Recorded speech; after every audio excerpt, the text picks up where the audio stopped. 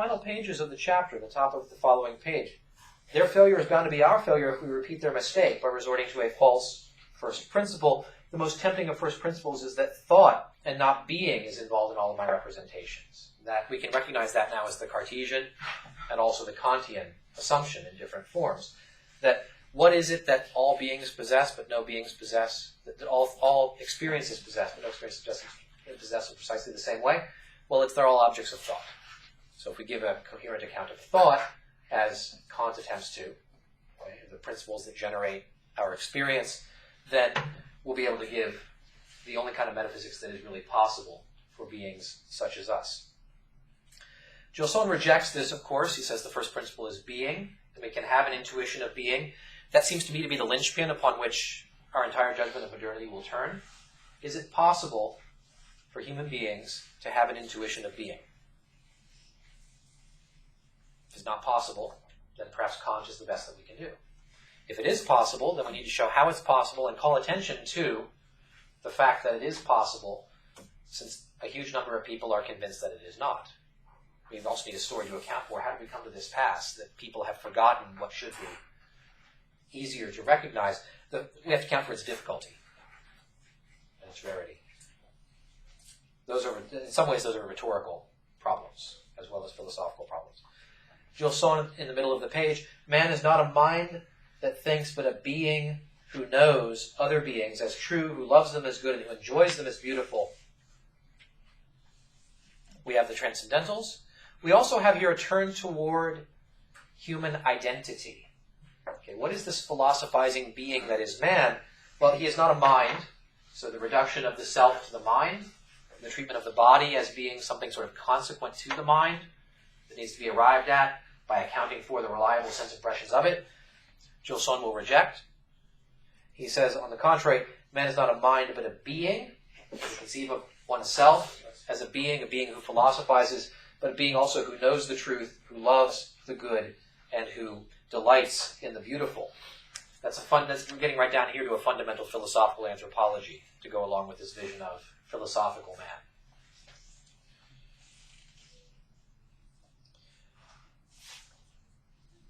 He mentions at the bottom of this page, he talks about systems. A metaphysics of existence cannot be a system wherewith to get rid of philosophy.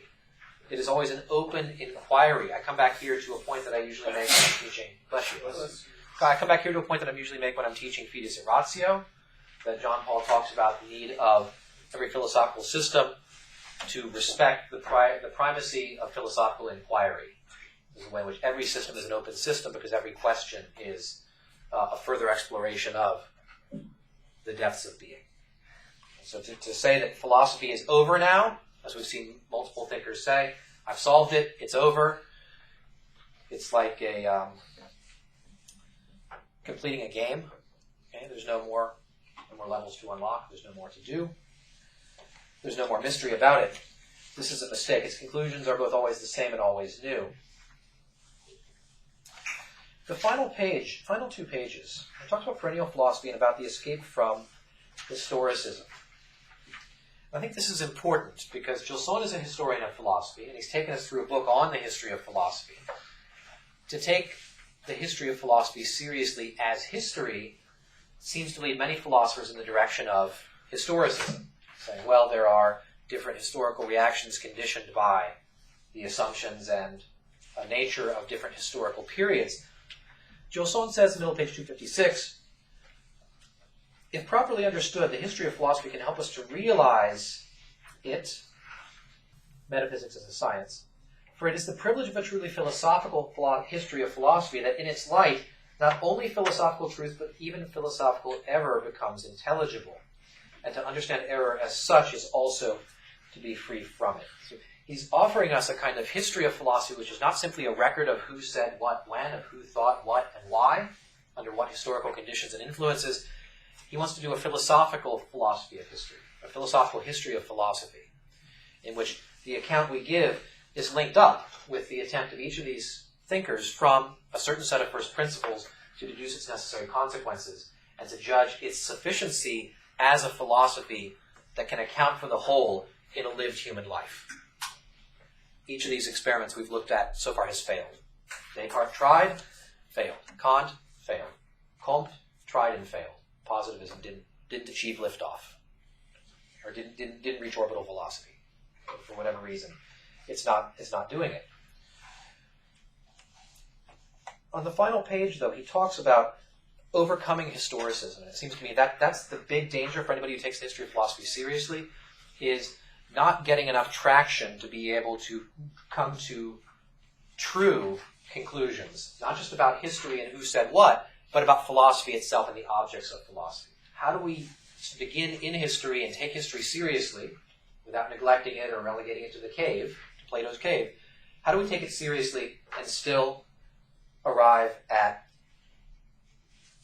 trans-historical conclusions?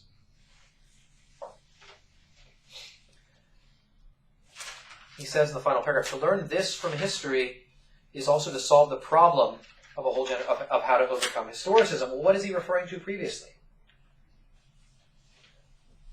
He says in the previous paragraph, all philosophical knowledge ultimately depends on metaphysics.